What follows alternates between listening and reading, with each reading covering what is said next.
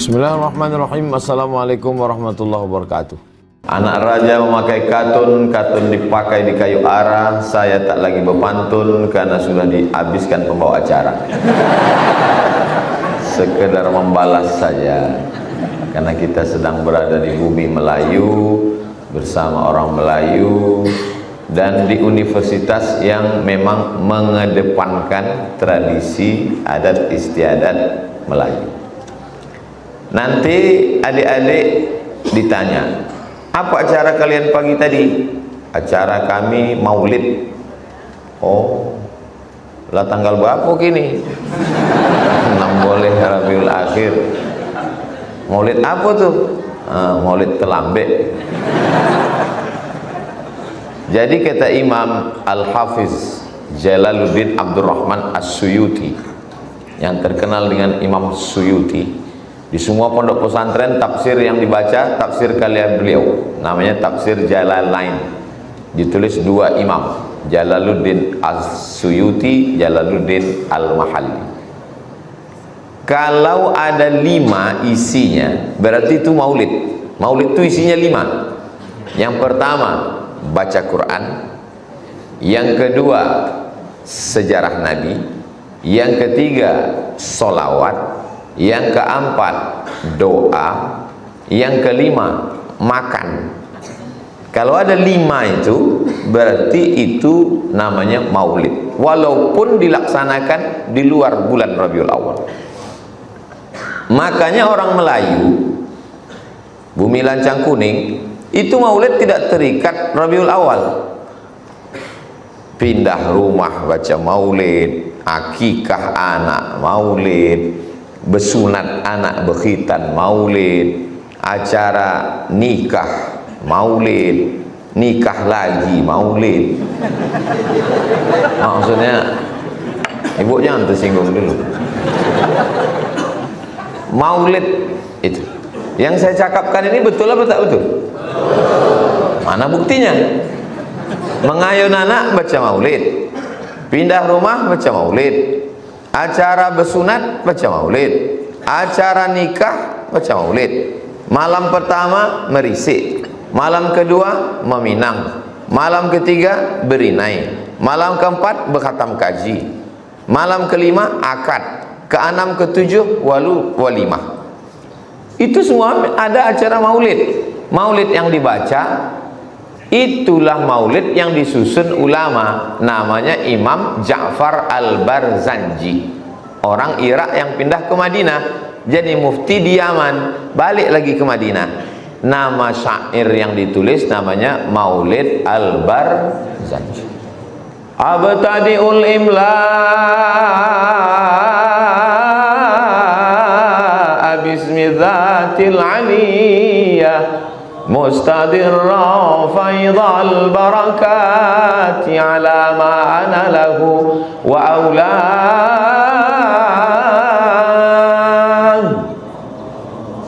Ustaz dari mana belajar baca Barzanji? Tak pernah saya belajar, sekali pun tak pernah saya belajar Barzanji itu. Kok ingat Ustaz, setiap emak nih pergi kenduri saya ikut,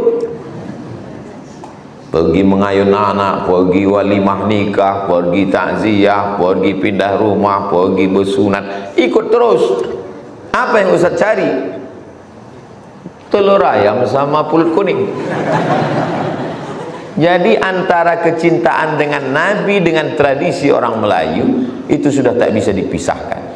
Makanya dulu kalau ada orang Cina, orang Tionghoa masuk Islam, dia berubah menjadi Melayu. Siapa itu? Orang Melayu. Saudara-saudara kita dari Dayak di Kalimantan, kalau dia masuk Islam, orang menyebut dia menjadi masuk Melayu. Karena Melayu itu adalah Islam. Melayu tanpa Islam hilang me-nya, tinggal layunya. Minangkabau itu Islam. Minangkabau tanpa Islam hilang minangnya, tinggal ndak ada maunya buit. Kau orang unilak saya tetap panciang. Itu memang sudah menjadi tradisi kita. Jadi nanti kalau ada orang heran, kamu kuliah di mana? Saya di Unilak. Bisa nggak kita main nanti malam kokongkong koji Jalan Sudirman di Jembatan Leton? Mohon maaf, kami ngaji di pesantren. Loh, Unilak ini kan Melayu. Kami nggak ada memang fakultas agama, karena menurut kami agama itu tidak perlu difakultaskan, tapi diamalkan. Itu orang Unilak. Bajunya memang Melayu, tapi isinya, untuk apa pakai baju koko isinya setan? Jadi Unilak beberapa hari yang lalu datang Ustadz Kiai dari Kukar, Kutai Kartanegara, Kalimantan. Assalamualaikum Ustaz Somad. Waalaikumsalam. Saya dari Kalimantan, Kutai Kartanegara. Boleh silaturahim ke rumah Ustadz? Boleh, silakan datang. Datanglah beliau ke rumah. Saya tanya, ada apa acara Pak Kiai? Saya sedang pembekalan metode baca Quran tilawati namanya, berijazah. Di mana acaranya? Di pesantren mahasiswa. Di mana tuh Pak? Di Universitas Lancang Kuning gitu. Oh, Lancang Kuning ini setahu saya tak Islam gitu saya. Lancang Kuning ini Melayu, dia bukan Universitas Islam. Dia bukan pula Universitas Islam Riau, dia bukan Universitas Islam Negeri. Dia bukan UIN Suska. Malah masjidnya bagus, Masjid UIN pula tak sia-sia.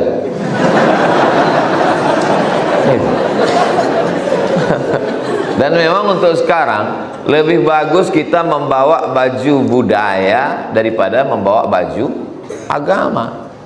Kalau adik-adik pakai bawa Islam tak usah, pakai budaya Islam Melayu, kontribusi tokoh-tokoh Melayu dalam perkembangan Islam. Karena memang global, dunia global sekarang itu kalau bawa Islam jadi sasaran tembak, jadi udah sangat tepat. Maka Universitas Lancang Kuning punya masjid, tak lama lagi punya rumah sakit. Maka ini, tapi ruh spirit Islamnya Masya Allah. Tapi ini tidak bisa dilaksanakan kalau one man show. Dia mesti ada kebersamaan.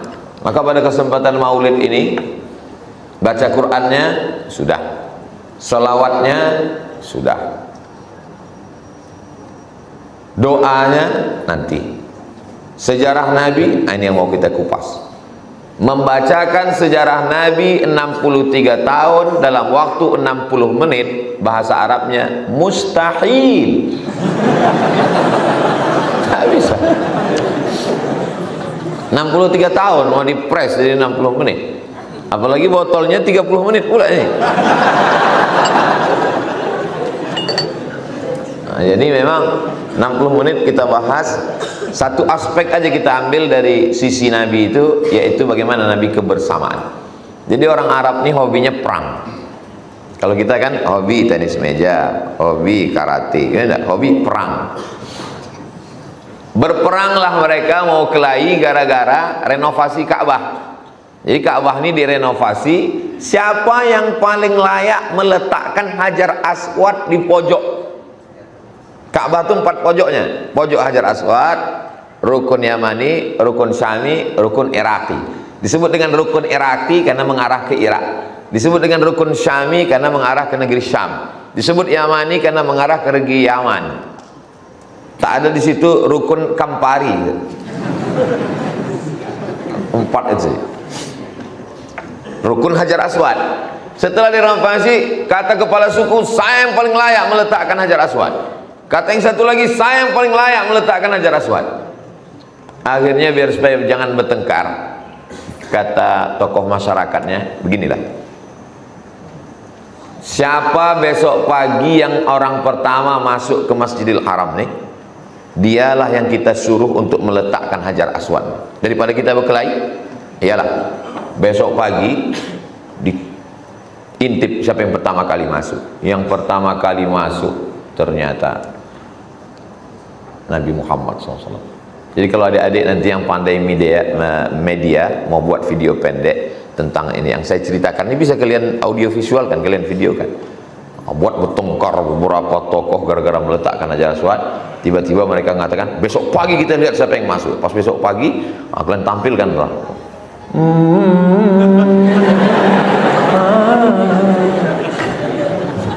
Karena anak-anak Unilak ini luar biasa dalam masalah multimedia.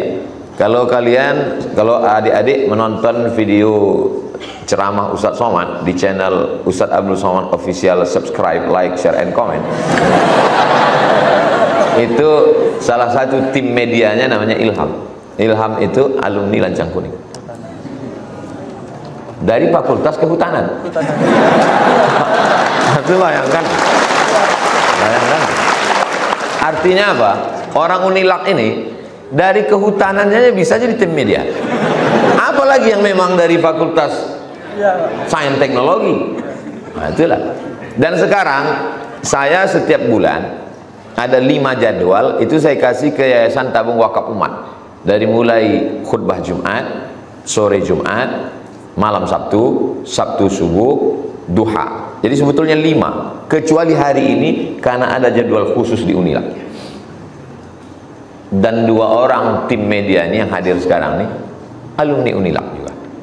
Jadi orang Unilak ini nanti dan ke depan ceramah sudah ditinggalkan orang, karena orang tak sabar dengan ceramah, asik menengok handphone. Ceramah ke depan adalah melalui multimedia, melalui animasi, melalui. Kalau ibu-ibu mau nyuruh anak sembahyang susah, sembahyang, sholat payah.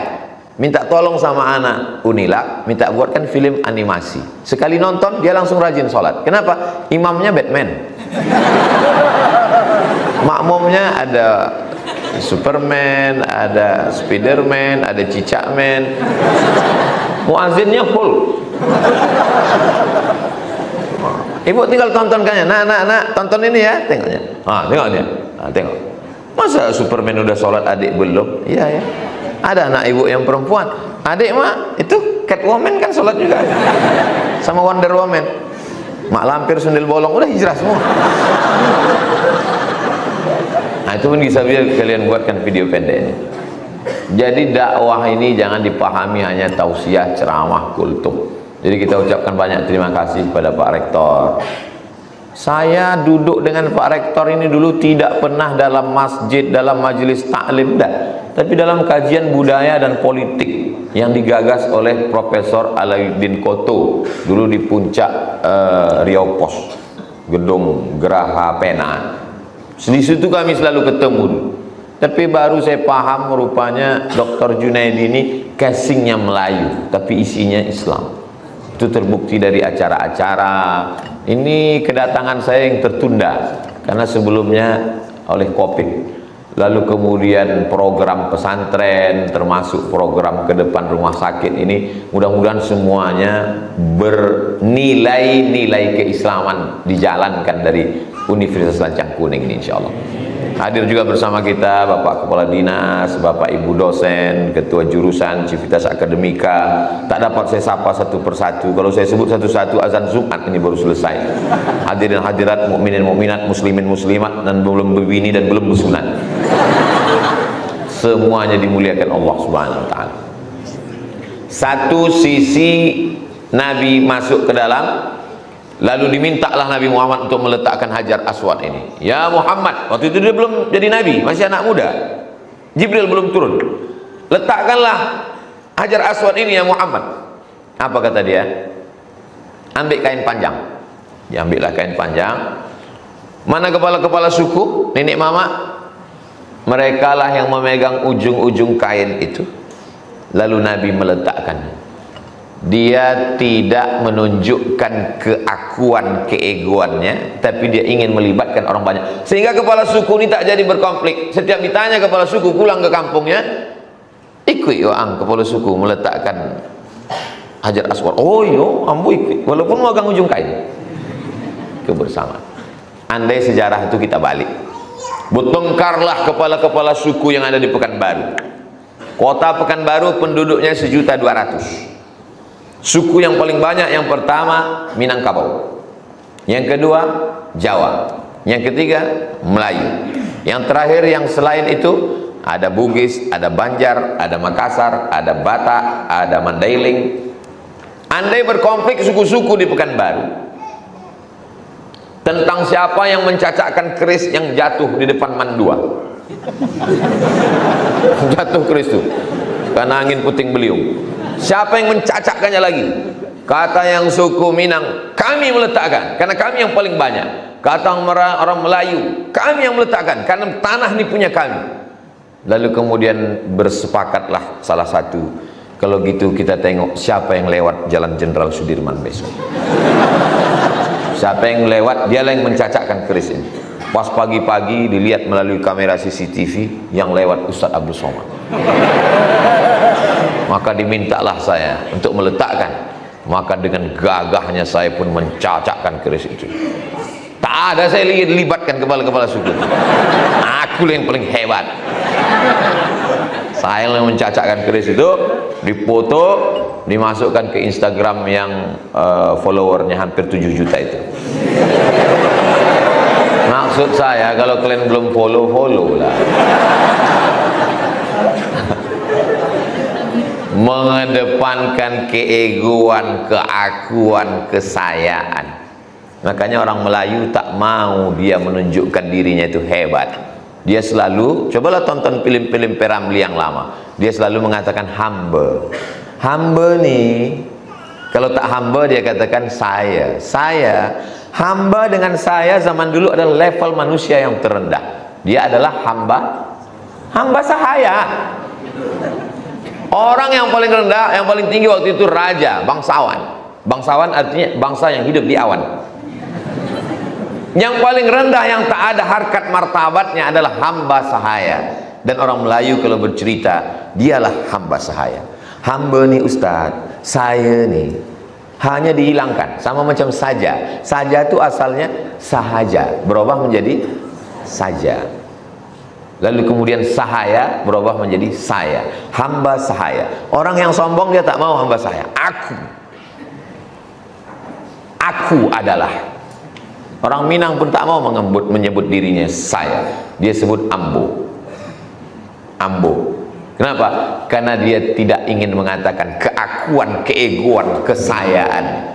Kalau kita lihat dalam Quran yang selalu berkata aku itu, ma mana'aka alla tasjuda li Adam id amartuk? Kenapa kau tak mau sujud kepada Adam ketika kau perintahkan untuk bersujud kepada Adam? Apa kata dia? Khalaqtani min nar. Kau ciptakan aku dari api. Wa khalaqtahu min tin. Dia kau ciptakan dari tanah. Ana khairum minhu. I am better than him. Aku lebih mulia daripada dia. Qarun ketika diajak untuk berbuat baik, apa kata dia? Innama utituhu ala ilmin indi. Aku sukses karena akalku, karena etos kerjaku, karena aku. Jadi kalau ada nanti di antara kawan sahabat kita, adik-adik ini kan luar biasa di komunitas mahasiswa-mahasiswi. Kalau enggak karena saya acara ini, kalau bukan karena saya, kasih tahu sama dia. Di dalam Quran itu yang selalu menyebut-nyebut saya itu 3. Yang pertama iblis, yang kedua Fir'aun, yang ketiga Qarun, yang keempat Wa'ang.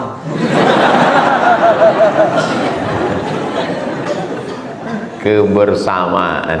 Dan saya yakin dan percaya ini acara ini terwujud karena kebersamaan kita semua.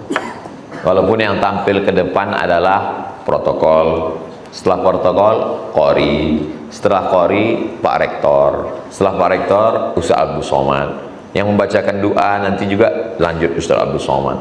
Tapi ada orang-orang yang tidak tampil ke depan, tapi mereka pahalanya bisa jadi lebih banyak daripada pahala Abdul Somad. Diaminkannya pula.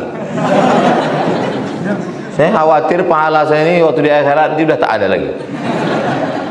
Masih kata malaikat Abdul Somad, pahala kau mohon maaf sudah habis. Kemana habisnya? Diambil follower, subscriber, dan viewer. Jadi banyak kali kita sebetulnya mendapatkan kebaikan itu karena doa-doa dari orang lain. Maka jangan pernah merasa diri lebih dari orang lain. Saya terus terang merasa duduk di atas ini, duduk di atas, Pak Rektor di bawah, Pak Kadis di bawah, Pak Kajur di bawah, Ibu Bapak dosen di bawah. Dalam lubuk hati yang paling dalam merasa berdosa. Tapi kenapa Ustaz duduk juga? Panitia ngasih. Dan kamera udah di set memang supaya saya agak nampak bagus di sini. Itu maksudnya tegak. Biasa kalau tak ada kamera tegak saya di samping, tegak saya berjalan-jalan. Tapi karena kamera ini saya tengok model tak berjalan, saya diam aja. Coba tengok kalau di tablik akbar. Jalan saya kemana, berdiri saya, segan saya duduk. Kenapa? Karena model kameranya pakai tiang listrik tuh. Kameranya diam di sini. Hidup kamera ini kan. Kadang di beberapa tempat saya tak bawa tim, saya tanya, dek, boleh minta rekamannya, mau diupload ke channel? Mohon maaf pak, kamera tuh mati. Kenapa kalian letak depan? Untuk gaya-gaya aja. Rupanya di Unilak tidak ada gaya-gaya. Mereka bukan orang yang pencitraan. Bagaimana di dalam, begitu di luarnya.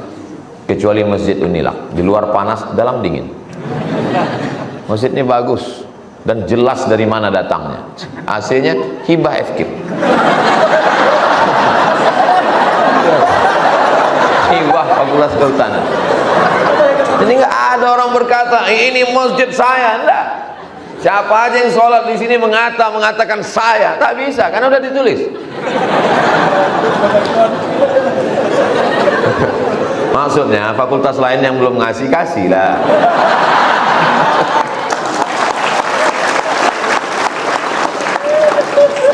Itu sisi Nabi Muhammad SAW.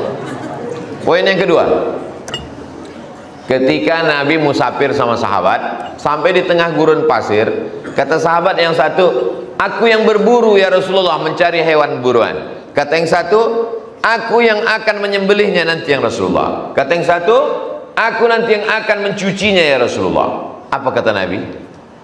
Kalau begitu aku yang akan mencari kayu bakar dan memasaknya. Nabi itu, Nabi. Dikumpulkan semua manusia ini yang paling mulia Nabi. Dikumpulkan semua Nabi yang paling mulia Rasul. Dikumpulkan semua Rasul yang paling mulia Ulul Azmi. Dikumpulkan 5 Ulul Azmi. Yang nomor pertama Sayyidina wa Maulana Muhammad sallallahu alaihi wasallam. Apa kata dia? Aku yang akan mencari kayu bakarnya, aku yang akan memasaknya nanti.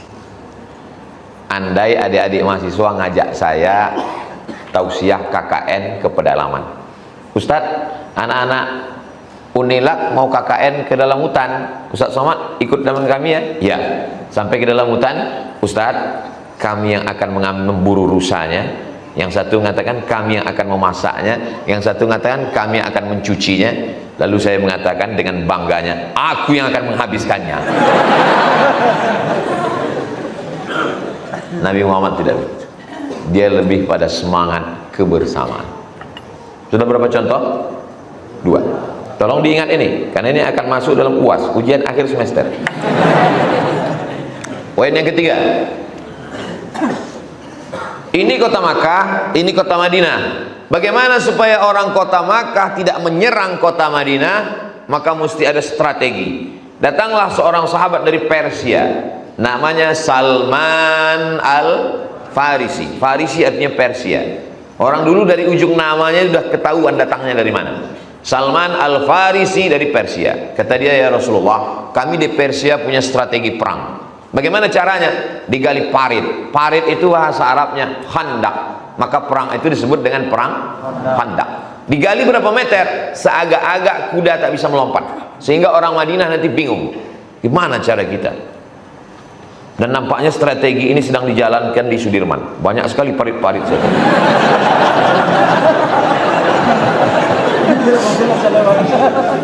Auto pun tak lalu. Lalu kemudian sahabat menggali parit. Mereka galilah parit itu. Jangan bayangkan Nabi SAW tegak di atas dengan tongkatnya. Gali. Dan gali masuk surga. Siapa yang tak gali masuk neraka. Disitulah keluar satu riwayat yang menyebutkan perut Nabi basah karena keringat dan nampak berlumpur. Kenapa? Karena dia naikkan jubahnya, dia bercelana panjang di dalam, dinaikkannya jubahnya, terbuka perutnya sedikit, tapi auratnya tetap tertutup, dan basah perutnya itu karena dia memegang batu dan batu itu berlumpur. Orang yang tak ada siapa boleh masuk ke surga kalau dia tak duluan.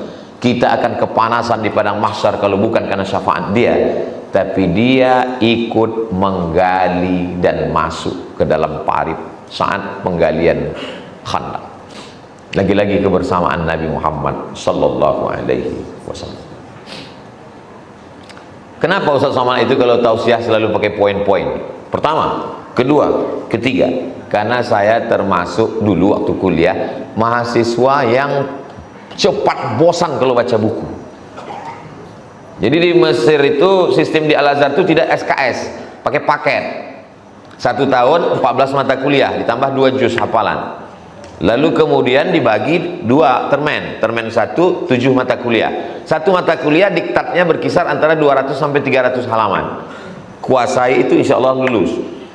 Saya termasuk yang tak kuat membaca buku terlalu tebal, jadi saya selalu pakai poin. Saya ambil kertas, saya tulis poin-poinnya, saya ringkas kecil. Yang ayat saya hafal dan seterusnya, hadisnya saya hafal dan seterusnya, kalimat-kalimatnya dan seterusnya. Sehingga saya kemana-mana tak bawa buku, yang ada ringkasan dalam. Makanya kawan kalau mau minjam, mau dekat ujian, kau tak baca buku man? Aku pakai ringkasan. Ini dia. Yang 200 saya ringkas jadi 3 lembar. Kalau gitu aku pinjam aja lah man. Pakailah saya. Pas ditengok, tak jadilah. Tak bisa, karena ringkas-ringkas aja dalam. Jadi sejak dulu saya selalu buat poin. Jadi kalau saya ceramah nanti adik-adik, bapak ibu dengar, kenapa Ustaz Somad itu 5 poin, 3 poin, untuk supaya adik-adik mahasiswa terbiasa membuat kesimpulan. Pertama, kebiasaan saya. Yang kedua, membiasakan mahasiswa. Yang ketiga, intel supaya mudah buat laporan. Kadang banyak juga mereka salah lapor. Lain yang kita bilang, lain yang dia katakan.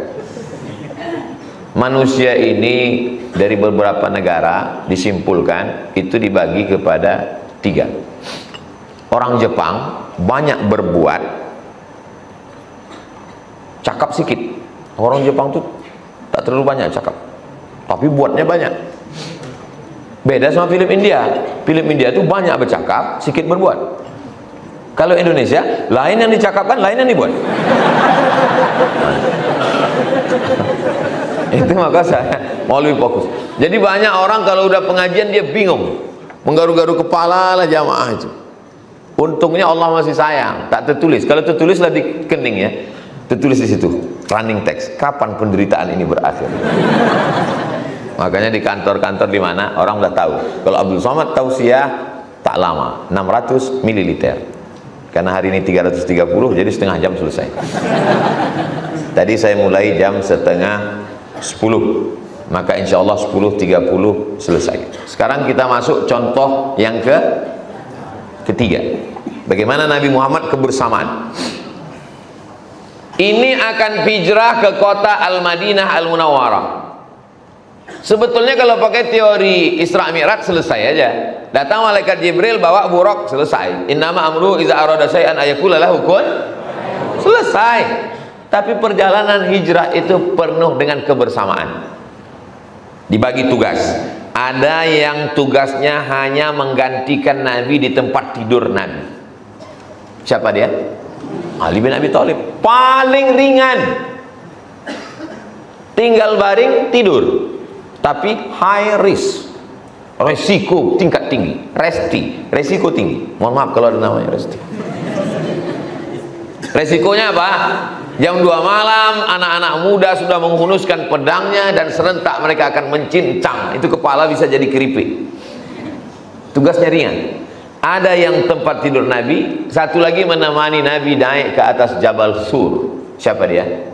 Abu Bakar Siddiq. Menemani di dalam. Ada yang membawa berita hiruk pikuk di Makkah, kemana Muhammad, kemana dia pergi, kemana dia hilang. Maka satu orang naik ke atas membawa berita, tidur di atas, siangnya di bawah, malam antar laporan. Inilah pentingnya update status. Namanya Abdullah, anak Umar bin Khattab, anak Abu Bakar Siddiq. Yang keempat, ada yang khusus membawakan makanan saja naik ke atas, bawa makanan ke atas, turun lagi, bawa makanan. Perempuan namanya Asma, pakai alif. Asma. Kalau tak pakai alif, Asma sosa ongok. Mohon maaf Bu Asma, jangan tersinggung. Yang kelima, seorang pengembala kambing di bawah. Dia pura-pura mengembala kambing. Lalu kemudian dia sambil mengawasi siapa yang naik ke atas. Nah, itulah ya kalau nanti adik ketemu tiba-tiba acara di sini, tiba-tiba muncul tukang bakso. Tiba-tiba ada hati di bawahnya. Oke, ya kopi. Ah, itulah dia tukang kambing tadi. Intel tak salah. Mereka adalah memang menjaga negara nih, tugas negara. Cuma kadang masalahnya di mana Ustaz ceramah tahu dia, tapi TKI masuk ke Kalimantan, Sulawesi tak tahu dia. TKA misalnya tak tahu, aneh juga kadang. Tak usahlah kita belok ke situ, kita fokus aja ke situ. Ada yang khusus menunjuk jalan. Ini tidak bisa hijrah, ini jalan normal biasa. Karena kalau normal biasa itu dicegat di tengah jalan, ditangkap musuh. Maka mesti dicari jalan khusus menelusuri Laut Merah, baru nanti sampai ke kota Al-Madinah Al-Munawwarah. Penunjuk jalan itu namanya Abdullah bin Uraiqit. Yang tidur tempat tidur Nabi, Ali. Yang menemani naik ke atas, Abu Bakar. Yang membawa berita, Abdullah. Yang membawa makanan, Asma. Yang menggembala kambing, Amir bin Fuhairah. Yang membawa jalan sampai ke Madinah selamat, Abdullah bin Uraiqit. Ini yang disebut kalau bahasa awaknya, the right man on the right job. Orang yang tepat berada di tempat yang tepat, bagi-bagi tugas. Apa yang dilakukan Nabi?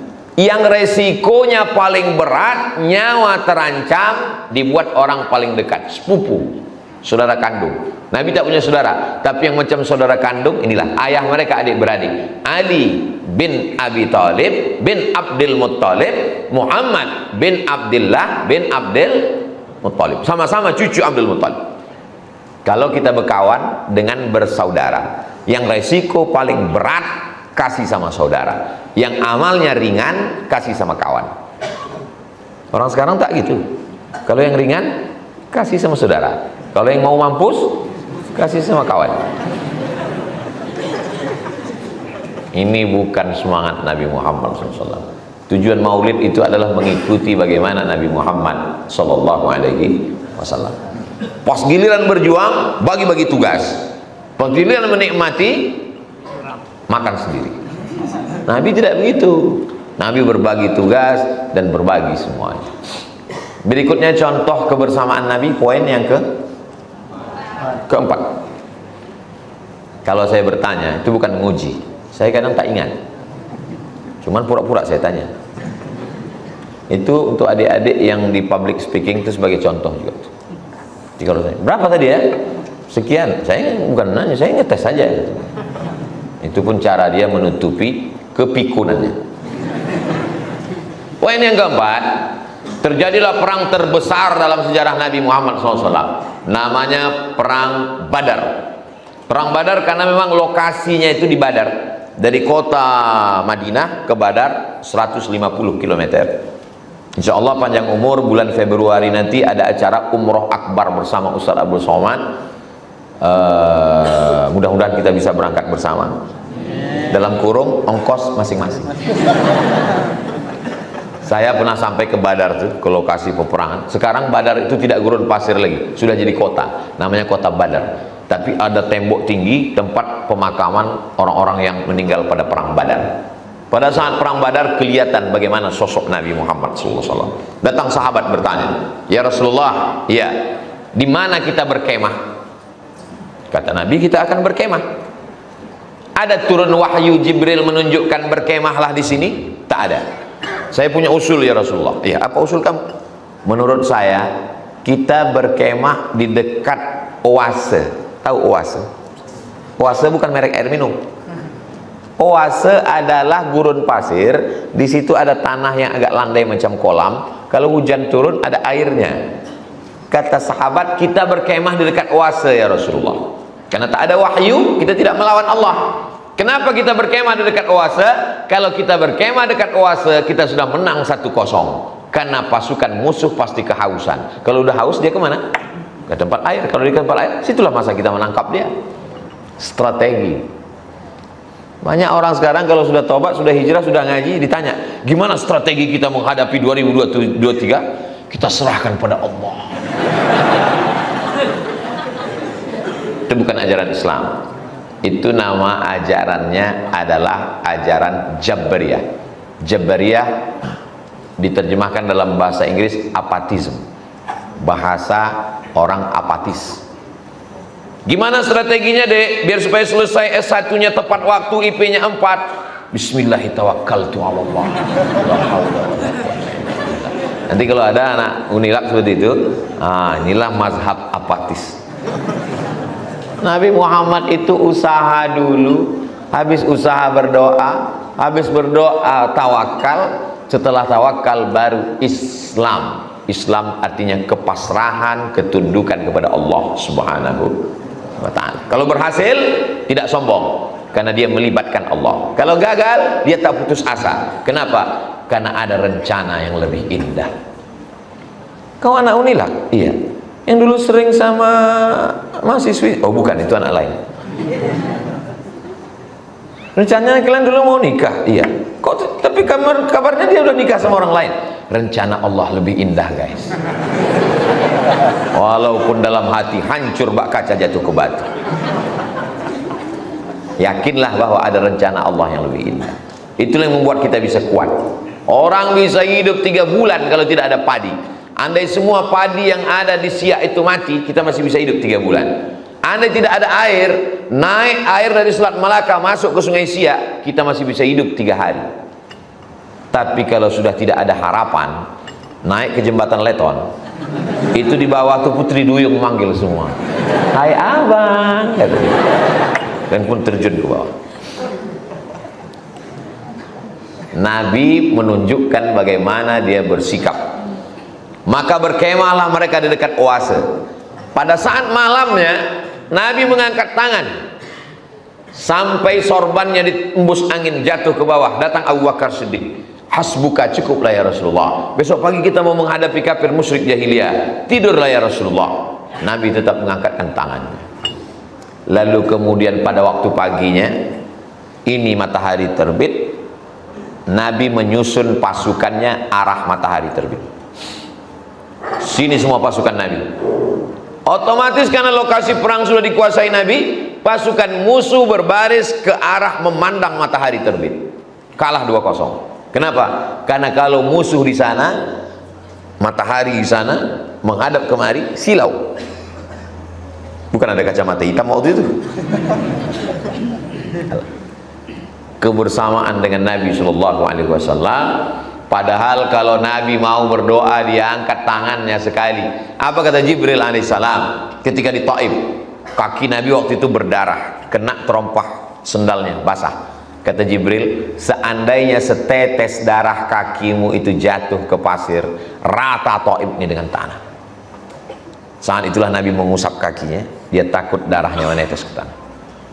Andai saya lah ditawari malaikat, hai Abdul Somad, setetes darah kaki kau tuh menetes, maka matilah buzzer-buzzer.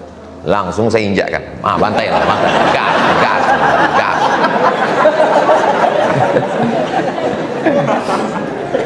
Itu maka tak ada Nabi ke-26. Karena tak ada yang bisa seperti Nabi Muhammad SAW. Kebersamaannya, kerendahan hatinya.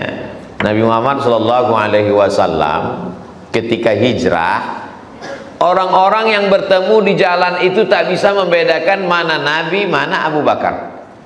Umur cuma beda 2 tahun. Nabi Muhammad dengan Abu Bakar itu umurnya beda 2 tahun. Nabi Muhammad dengan Sayyidina Ali 30 tahun. Jika Nabi dapat wahyu umur 40, berdakwah 13 tahun, berapakah umur Nabi saat hijrah?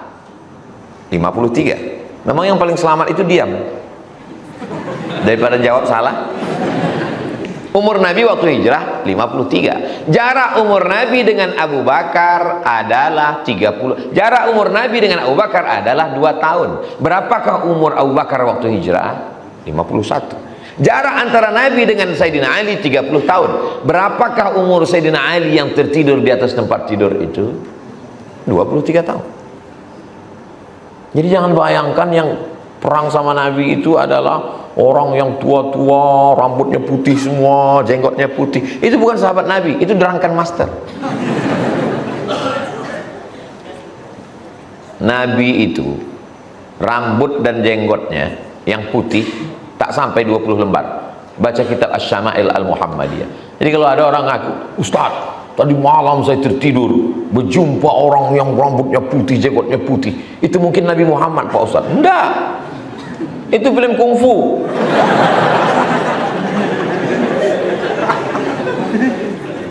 Nabi SAW dari fisiknya, baca kitab Asy-Syama'il Al-Muhammadiyah, dari kebersamaannya, tapi untuk mengupas semuanya itu, makanya kalau ada maulid sana datang, ada acara maulid sana datang, ada acara maulid datang. Karena inti maulid itu adalah bagaimana kita mengenal Nabi Muhammad SAW. Tak kenal maka tak sayang, tak sayang maka tak ngutang.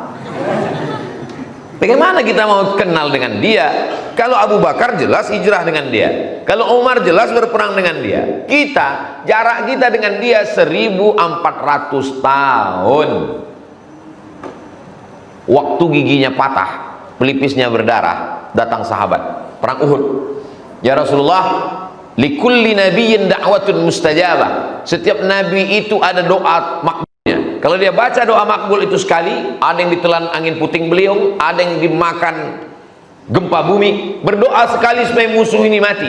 Kata Nabi, doa ini kusimpan. Tidak kau bacakan sekarang? Tidak. Untuk siapa? Syafa'atan li ummati, untuk umatku yang datang di akhir zaman nanti. Dia memikirkan kita 14 abad yang lalu. Pernahkah kita memikirkan ajaran agamanya? Jadi adik-adik amat sangat bersyukur karena tinggal di Unilak, ada pesantren mahasiswanya, pesantren mahasiswa Unilak, dan ada kegiatan-kegiatan yang bersifat keagamaan, punya pimpinan-pimpinan yang peduli kepada agama Islam. Maka nanti setelah tamat dari sini di tempat pengajian masing-masing, apapun nanti di medan lapang, maka sesungguhnya bawalah spirit dari Unilak ini, bawa. Tetap pakai baju Melayu, tetap pakai. Kenapa Ustadz ke Unilak tak pakai baju Melayu? Habis ini saya khutbah. Seandainya habis dari sini kenduri, saya pakai baju Melayu. Habis ini saya khutbah, maka saya pakai baju koko. Nabi ketika bersama dengan Abu Bakar di tengah jalan hijrah, orang di tengah jalan itu bingung yang mana Nabi, yang mana Abu Bakar, karena dia tidak menampilkan kelebihan dirinya. Begitu juga yang dilakukan Umar bin Khattab. Saat Umar bin Khattab akan sampai ke Palestina, pendeta yang memegang kunci pintu Palestina itu kata dia, aku hanya mau menyerahkan kunci ini ke Umar. Datanglah Umar kemari. Dia mau nengok gimana pakaian Umar, gimana jubah Umar, gimana sorban Umar. Tiba-tiba Umar datang hanya berdua dengan pembantunya, naik seekor kendaraan. Kadang-kadang Umar di atas, pembantunya di bawah, kadang-kadang pembantunya di atas, Umar di bawah, ganti-gantian sejak. Nanti sampai sana kau ya, sana. Pas mau masuk ke pintu Palestina, pas giliran Umar di bawah, pembantunya di atas. Sampai ke situ bingung, yang mana ini? Saya karena kenal dengan Pak Rektor, maka saya tahu Pak Rektor, karena saya kenal sebelum beliau jadi rektor. Andai tidak, saya bingung yang mana Pak Rektor. So, kalau kalian tak percaya, cobalah tes, bawa ke siapa kemari, tunjuk. Jangan-jangan Pak Rektor sangka mereka masih semester 7. Kalau saya jelas semester 5.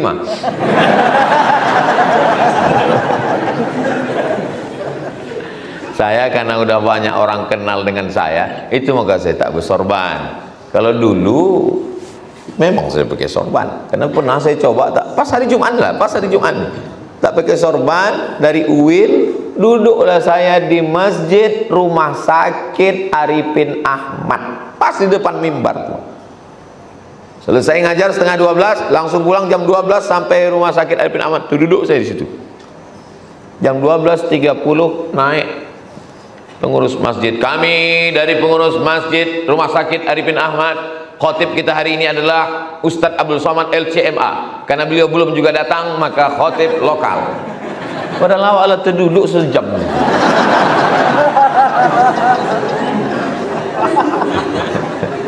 Tak bisa orang. Jadi sejak itu saya pakai sorban untuk membedakan mana ustadz mana tidak. Tapi karena ke Unilak ada sorban di mobil. Tapi orang kan kenal dah, karena banyaknya baleho. Nah, jangan ada gambar saya. Nabi SAW tidak menampilkan kelebihannya, yang melebihkannya itu adalah Allah. Dan tidak ada ayat yang mengatakan, oh kau begitu hebat. Ayat yang menunjukkan kelebihannya bukan pada ibadahnya, tapi di mana letaknya? Baca Quran. Wa innaka la'ala khuluqin azim. Engkau berada pada akhlak yang paling mulia.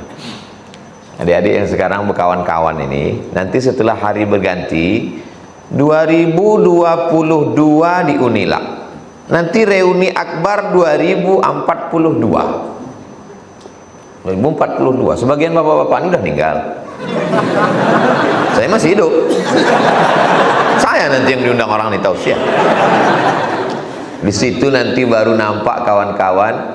Garis startnya memang sama-sama tamat, sama-sama satu, sama-sama sarjana. Tapi ternyata perjalanan hidup tak sama. Di situ nanti kita baru terkenang sama kawan. Mana kawan yang tak pernah menyakiti hati kita? Itu teringat. Saya jalan lah di Pekanbaru. Jalan, terasa perut lapar, singgah rumah makan. Pas sedang makan, terkejut saya nampak kawan saya. Sama kita dulu di Aliyah, di Air Molek, Indragiri Hulu. Iya. Masya Allah. Ayo makan. Tak usah pikirkan, nanti saya bayar. Kemudian setelah pas mau bayar, berapa mbak? Kata dia, udah dibayar sama yang duduk di situ. Loh, kenapa dia bayar? Saya tanya. Tak ada, saya tengok dia berjalan ke sana. Rumah makan ini punya dia.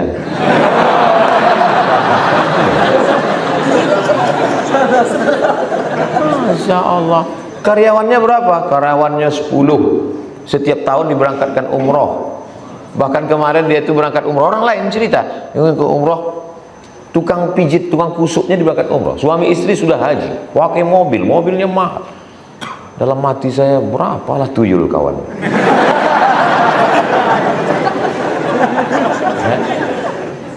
Lalu kemudian saya tanya, selama kita berkawan 20 tahun yang lalu, tahun 96 saya tamat Aliyah SMA.